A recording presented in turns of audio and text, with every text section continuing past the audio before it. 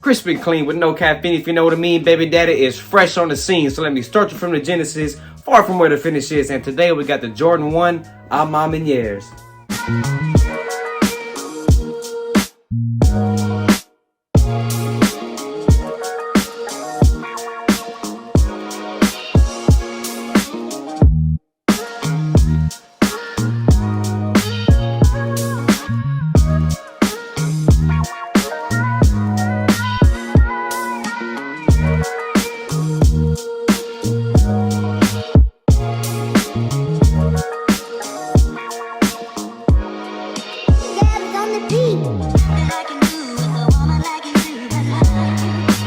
These was an instant cop for me. I don't have much maroon behind me. I got tons of red, but hardly any maroon. So I was like, a Jordan 1 in maroon, and it has a premium look and a feel to it. I gotta get it. Of course, I didn't get it retail because, I mean, I'm an actual human being, so who gets shoes retail anyway?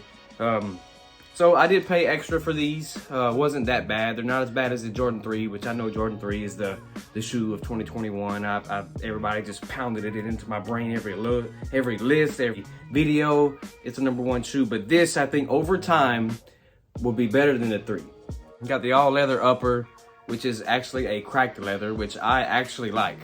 The reason I actually like it is it's actually like made to shed. I actually tried this video before, but I thought, like, you know, I think people will enjoy this video a lot better if I actually wear this for 2 or 3 months and then post a video and see what it's like.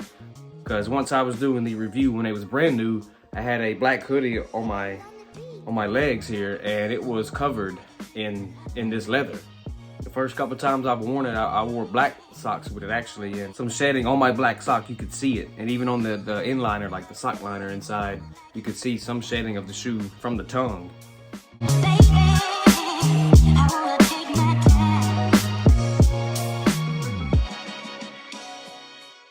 I was gonna do a video, actually I did do a video on these when it was brand new and was gonna post it, but I decided, you know what? Once I got them in hand, I saw the cracked leather and how much they was going to shed, and you know, how they was made to look kind of pre-vintage with the outsole kind of pre-yellowed, or with the cell, whatever you want to call it. And I decided, you know what, let me wear these. That's exactly what I did for a little over 2 months, actually almost 3 months. I did, man. I wore these everywhere. I took my holiday decorations down in my wet yard. I wore these to the store. I wore these to the gym. Yes, I squatted and did calf raises in these. I mean, I did just about anything I could, you know, without absolutely just trashing them. Just normal wear and tear is what I did with these. And I gotta say it, I mean, they're pretty much tanks. I mean, we know Jordan 1 is you know, pretty reliable. The bottoms on them kind of suck, but I do not wear Jordan 1 without an insole in it. I put a big, thick cushion insole in it. And if you don't do that, you are crazy, because this down here is terrible. That's 1984 and 85 you walking on right there. Come on.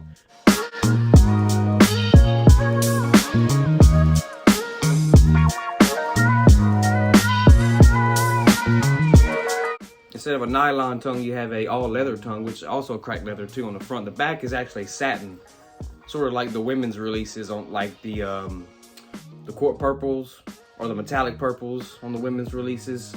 It has that same thing, which I'm not too big of a fan of, but I mean, inside the shoe, no one cares. They're not gonna see it.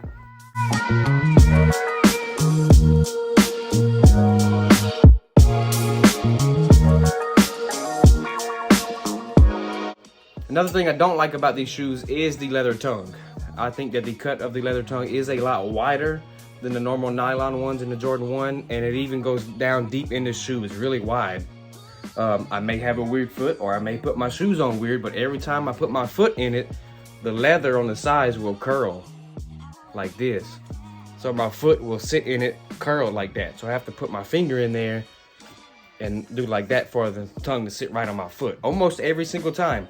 Once again, I may have a weird ET foot, or I may put my shoes on wrong somehow, but that does bother me. But it's a small minor inconvenience that I can get over.